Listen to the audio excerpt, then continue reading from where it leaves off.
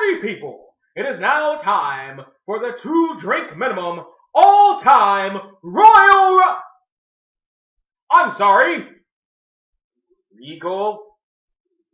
Ruckus match! Party people ask.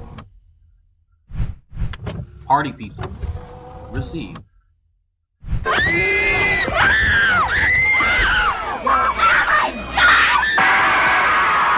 Alright, party people, we're coming to you live. The rest of the installment here of the Regal Ruckus, as it were. We're halfway through the list. Give you a quick recap here. We're here, wherever, here's the recap. Ain't no stopping me. Yeah, how about that? Mickey James, all people. D-Lo, Lakers, how about that? Alright, here we go. This is a part of the list that's actually kind of fluid in that there are a couple of names on any given day could be switched back and forth. They really kind of could. 10 and 9 could be switched back and forth on any given day. 7 and 8 could be switched back and forth on any given day. So here we go. Number 10. My 10 favorite wrestler of all time. American Dream. Oh, do you hear that song? The American Dream, baby. Oh yeah, Dusty Rhodes, Jack. The way Dusty Rhodes lit up an arena. Oh man. Dusty broke all the goddamn rules. His belly was just a little big. His hat was a little big. But brother, he was bad and he knew he was bad. And everybody knew he was bad, Jack. You like this hat? You better like this hat. Dusty was dope. Dusty could go 60 minutes and rock the fucking house. Dusty could light the crowd on fire, but just yelling and screaming, right? Dusty could do what a lot, you know what I mean? Like, Brock Lesnar took suplexes and made him something special. So did a couple other people, Kurt, Eddie, Benoit, the Radicals, people in Japan, shit like that. Dusty did it with a fucking elbow. Dusty did it with an elbow, baby. And just to fucking surprise you, even though you'd see it like 4 or 5 times, every time you saw Dusty Rhodes get up for that fucking dropkick, you're like, shit, Dusty broke out a fucking dropkick. Dusty was the personification of what a face could and should have been. You know what I mean? Dusty was one of those guys, like I said in other installments, you could not boo the man. I joined the NWO. What the fuck ever? Like, you're not booing Dusty Rhodes. He's Dusty fucking Rhodes. Get the fuck out of here. He's American Dream. I don't give a shit if he was in polka dots. He's American Dream, baby. He was in bunkhouse brawl matches, baby. He was in bull rope matches. And tough as shit. Tough as fucking nails. Come on. Some of the greatest moments, some of the greatest wrestling matches of all time. Dusty Rhodes. Dusty fucking Rhodes. Dusty fucking Rhodes. Dusty fucking... Just look at... Go get his DVD, which I have right here. I'm not going to pull it out because I'm going to ruin the whole shit. Fucking Dusty Rhodes, one of the greatest of all time. Who's coming up? Who has the nerve to come up behind the American Dream, baby? Who has the nerve? Who has the...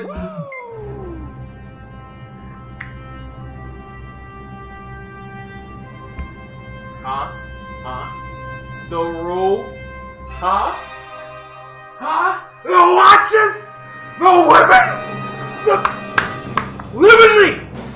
It's the fucking nature boy Ric Flair. So much you can say about Ric Flair. Again, any given day, switch back and forth with Dusty Rhodes. I've heard the critiques about Ric Flair's stuff from guys like Ole Anderson. He only knows one kind of match. The kind of match he knows is fucking incredible. And has gone through so many changes and renaissances in his career when he really, after a long spell of really needing to. Like, the shit he did after 2003-ish in Evolution, when he got his groove back and started putting out some tremendous matches, not only for a man his age, but for anybody. The series of matches that he fucking had as the Intercontinental Champion against Triple H was fucking insane. His matches with Mick Foley were fucking dope. That entire last run, that entire like last year or so run or so, like he was just so good. It was just, you could sit there and you could watch the various aspects of Ric Flair matches, the the progression of Ric Flair matches almost all day. You really could. You could watch all his shit in the 70s and 80s, into the early 90s. You can stop somewhere around 94 and then hop, skip, and a jump out to 2003. But those, oh God, fucking, you can't say enough about how good those matches were, particularly his later matches for a man his age. And all the moments that he fucking gave in that ring, all the bloodshed. Still, in my opinion, the perfect one-on-one heavyweight championship match, no stipulations other than 2 men in a belt, him and Savage, WrestleMania 8, baby. Fucking near perfect. Fucking near perfect. Who dares come behind the Nature Boy of all people?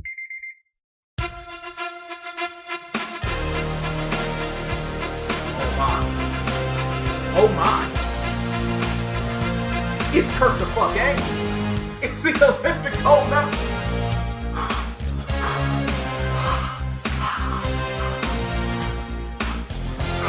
Fucking Kurt Angle.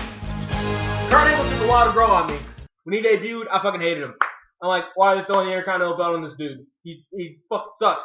The match is boring as fuck. Why are they fucking throwing him in this shit? And honestly, it took some time for him to grow on me. But he did. He fucking grew on me. Late 2000 into 2001 and beyond, he fucking grew on me, man. Again, another guy. The evolution of his fucking career. Fucking sick. He went from having some boring ass fucking matches to putting out some very tremendous matches, particularly for a guy who hadn't been there all that long, to putting out the best matches on the card night in and night out. Busting his ass, busting his neck, busting up his family, and just giving his all to the fucking ring. Amazing goddamn matches. Shit with Benoit, shit with Eddie. Again, we're talking greatest WrestleMania main heavyweight championship matches of all time. In my opinion, right up there with Savage and Flair is fucking Kurt and Eddie. Perfect. Fucking perfect. It was just on all goddamn cylinders, just straight up one-on-one heavyweight title match. Only stipulation is 2 guys in the belt, no time limits, none of that bullshit, just one-on-one match. One of the greatest of all time. Not to mention his matches with Brock, what he did in TNA, all the shit he gave to TNA with the Samoa Joe matches and Sting and all, just it's a great fucking match. Putting his fucking ego and sanity on the line, going against the guy who's stealing his fucking wife. Great fucking matches. Great fucking worker. His shit in ECW was sick. His shit in ECW was fucking sickening, man. Fucking Kurt Angle. One of the greatest of all time. Absolute one of the greatest of all time. And if we're going to try to top Kurt Angle, it better be with somebody excellent.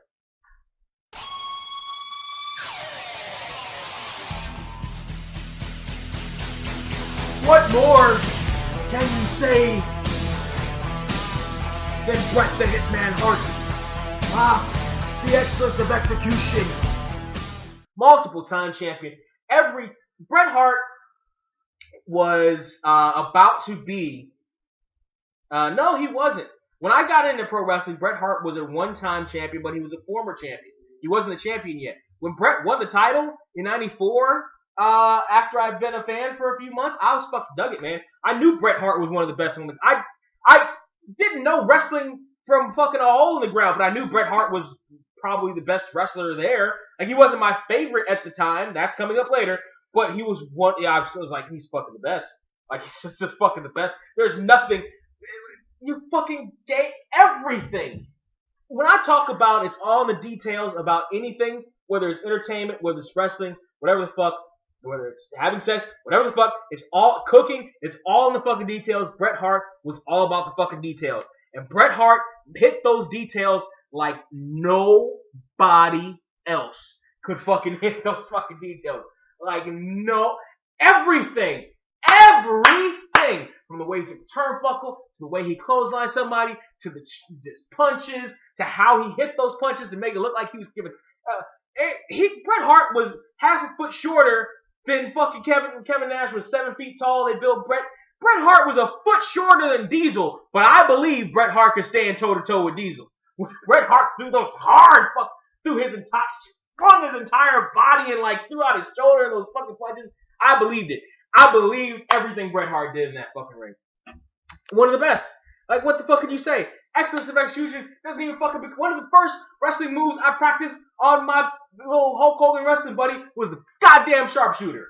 Because I'm like, that's so complex. He was the smart man's wrestler, was Bret Hart. I'm a smart man. Who could possibly top him in my eyes?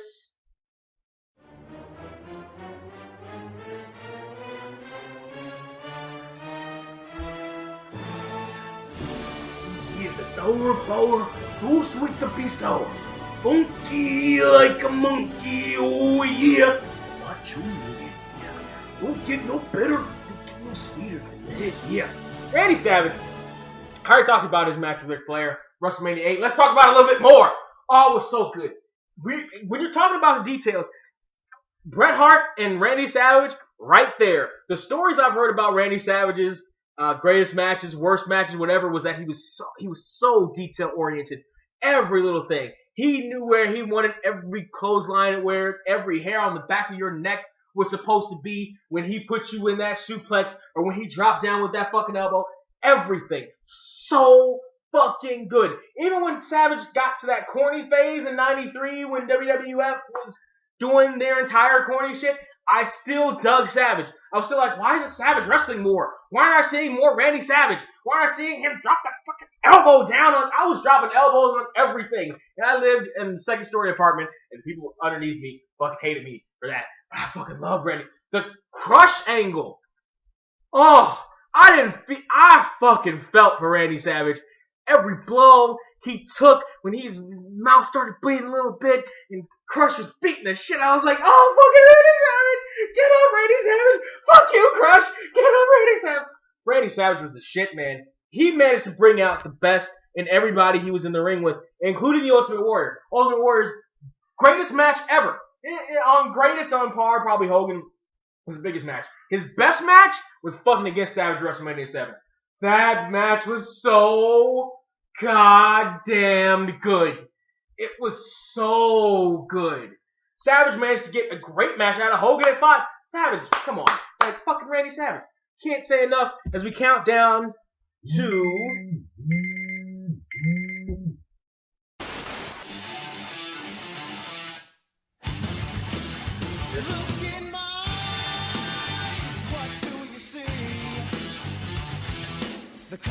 I'm gonna start this like this. CM motherfucking Punk Phil Brooks. CM Punk, I watched his shit before I trained for wrestling and anything like that. The first CM Punk match I saw was him versus Eddie. Fucking insane. Fucking ridiculous. And I think, or him versus Eddie versus Ray. Which, if you can find that match, fucking find it. Fucking find it. Then, that led me to the 90 or 100 minute odyssey he and Chris Hero had back when Hero was any fucking good. God damn, that match was good. That match was insanely good. And I started following CM Punk from fucking then on. He's the reason I started buying Ring of Honor shit. Fucking love me goddamn CM Punk. CM Punk's I'm going to leave the company bit that he did in ROH is arguably better and or on par with his I'm going to leave. Well, no, not better. It was on par with, if not smaller scale, with the I'm going to leave the company shit he did in WWE. It really is. Because for such a small scale, it was so good.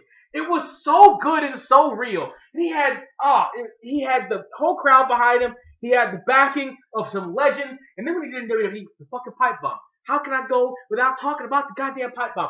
And let me explain this. While CM Punk was doing all that stuff, one of the things I would watch his DVD all the time before I went to work some of my last indie shows. Because the shit that he was going through and stuff he was talking about in that DVD was the stuff I was kind of going through on a smaller scale on the fucking indies. It was like, your fucking egos are getting in the goddamn way.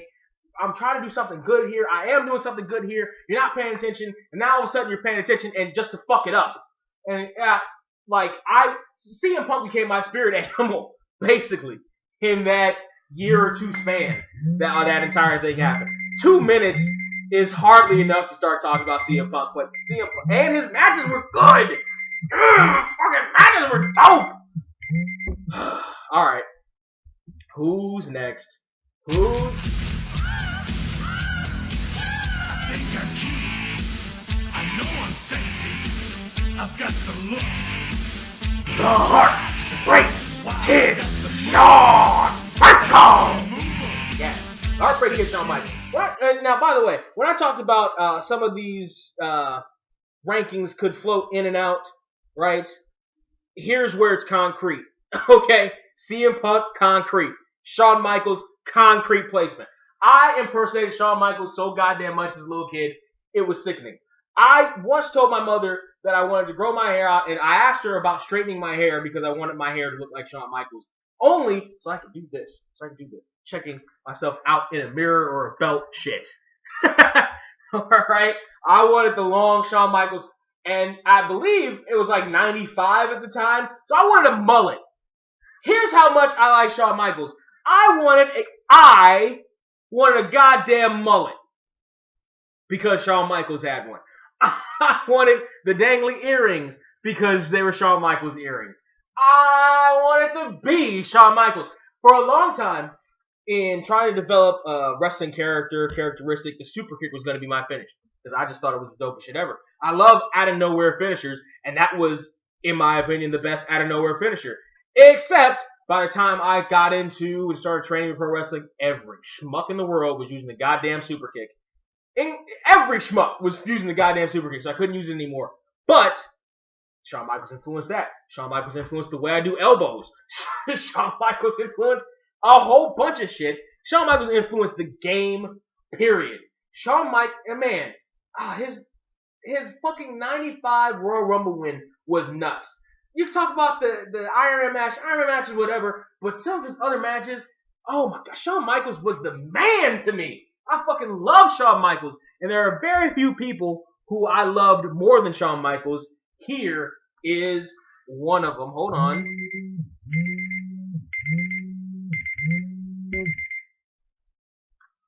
Here comes the money. Here we go. Money talk. Here comes the money. Money, money, money.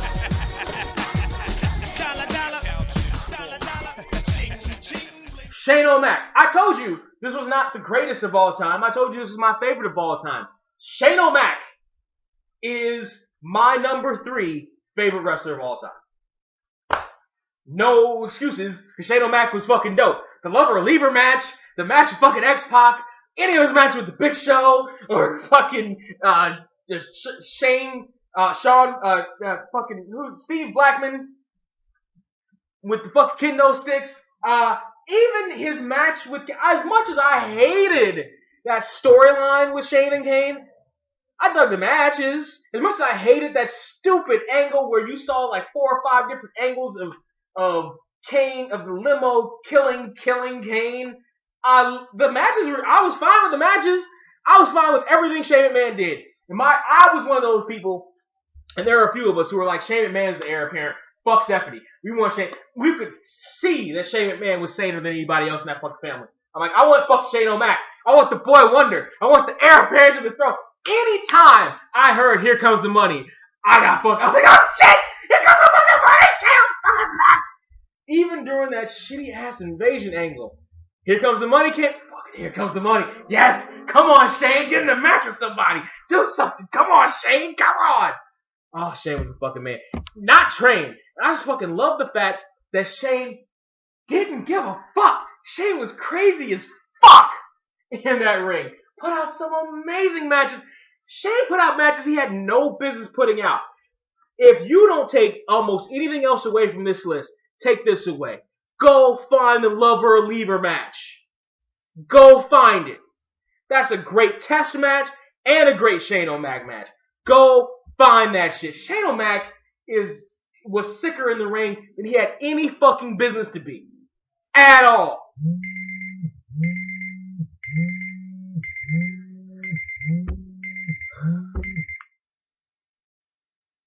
Coming down to the wire here.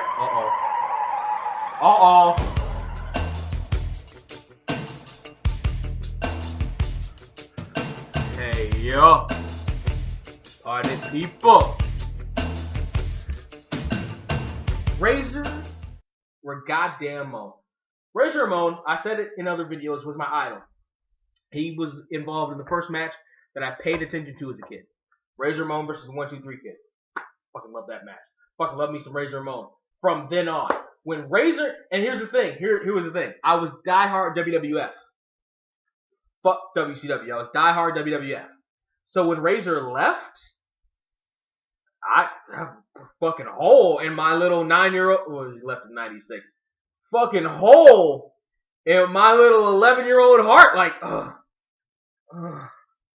what am I gonna do now? Like, yeah, I still have Shawn Michaels, but where's Razor? I want Razor. Razor Ramon is one of the reasons why I love the Intercontinental Championship so much. Razor Ramon was one of the reasons, especially early on, that Razor was the Intercontinental Champ. I love the Intercontinental belt. I love it more than heavyweight belt. I love it more than the tag team belt. I love the look of it. I love the way he was just perfect for that role in that time and that belt. And it was just this kind of cosmic thing. He was the first match I saw gravitated towards his charisma, gravitated towards what he did in the ring. And 94, 95, when the business as a whole was on the low, he and the rest of the clique were having some of the best matches against each other. They really fucking were. And the most interesting shit was going on between them. They really fucking were. It was a battle between them and Bret Hart, really, for the workhorses of that fucking company at the time. But man, Razor Ramon, as far as favorites is concerned, not necessarily best. Because I said it before, I don't think Razor Ramon was the best wrestler. Even then, as my favorite, I think he was the best. But favorite? Fucking Razor Ramon. I wanted to go as Razor Ramon for Halloween, but I couldn't find all the shit to make it happen. But I started chewing toothpicks because of that motherfucker. Yes, I did. Razor Ramon, one of my all-time favorites.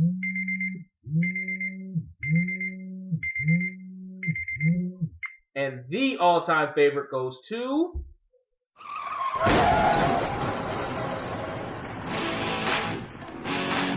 Mick goddamn Foley. Now, if you're gonna ask me, my favorite face of Foley is gonna be Dude Love.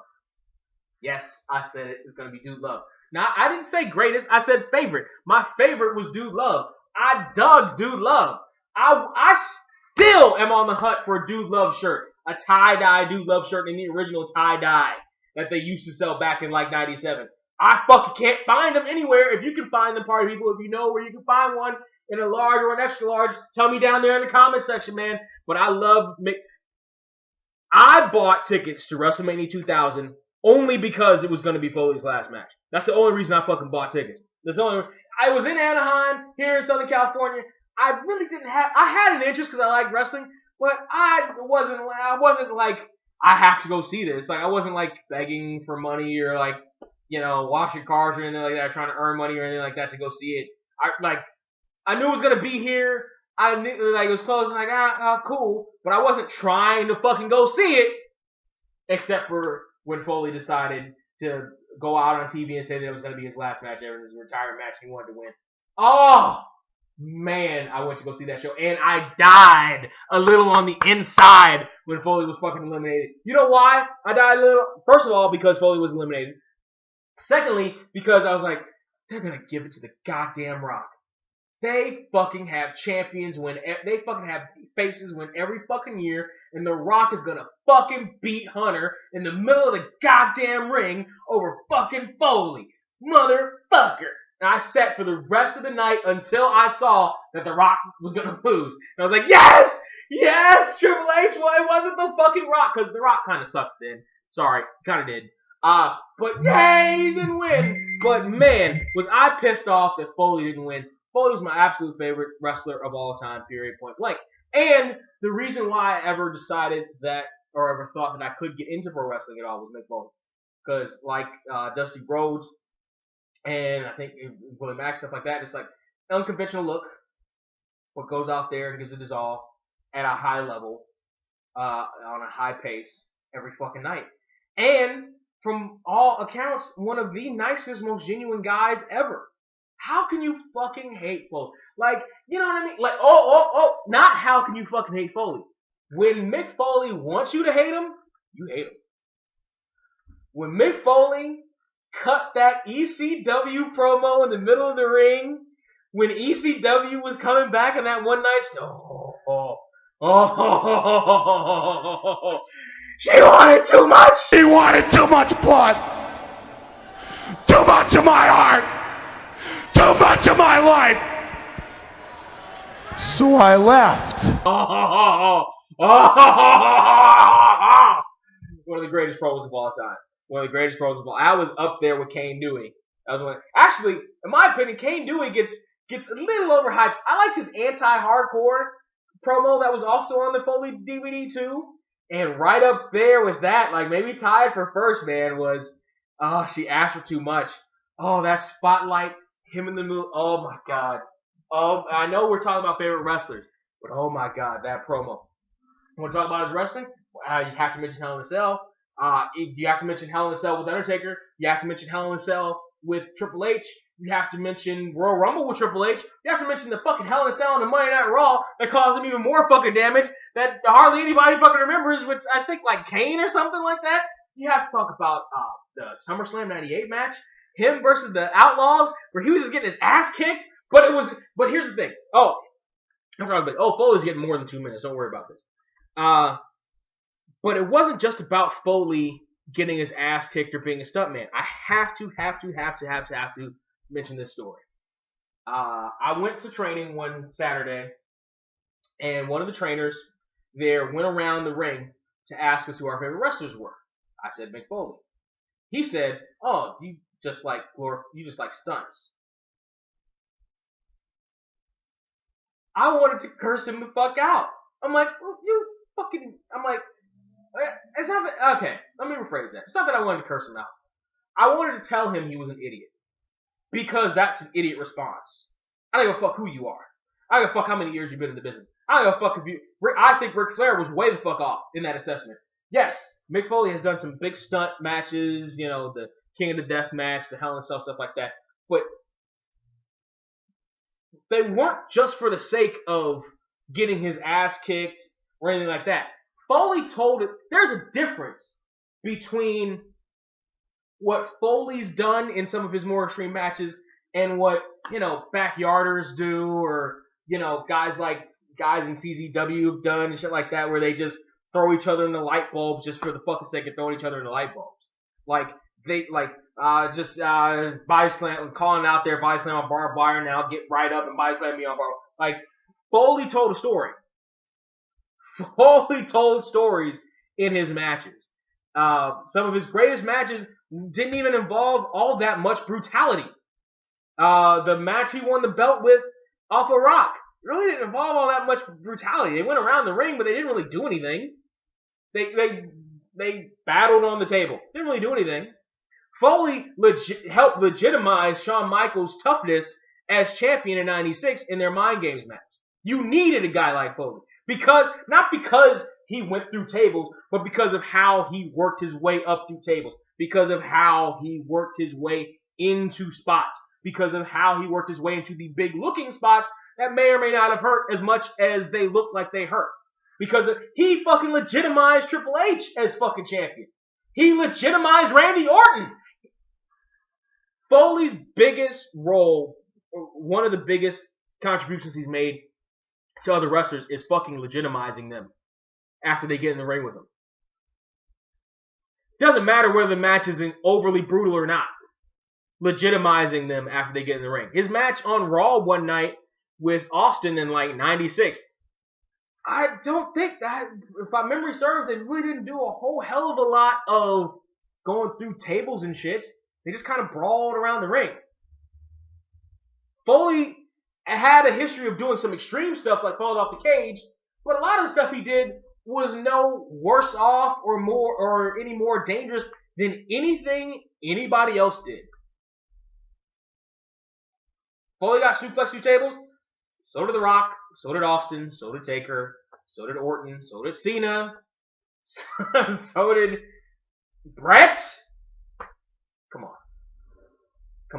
Foley was an amazing storyteller inside that ring. And outside on the mic, too. We're not even necessarily talking about that. But he's an amazing wrestler in the ring. From all accounts, an amazing guy. and just one of my absolute favorite, not one of the absolute favorite. When that hole was left after Razor Ramon left WWF, it was filled by Foley. After Hell in a Cell got my attention, but it was digging into his background, and I was like, "Fucking Foley is God. Foley is God. Damn it." So, pardon me, that is my list. That's 10 through 1 of my favorite wrestlers of all time. Foley one shouldn't have been a surprise to people who know me. I've said it a few times, but Foley shouldn't have been a surprise to people who know me. But pardon people, tell me what you think about this or that or the other. Down there in the comment section, do you agree with it? Do you disagree with it? Do you hate my list? Do you love my list? Do you hate me? Do you love me? Do you love the Moneymaker? Comment down there. But pardon people, who are some of yours? Who are some of your, like, where does your list cut off? Can you name your absolute favorite right now? Your absolute top 5 favorites? Your absolute top 10 favorites? Not necessarily greatest.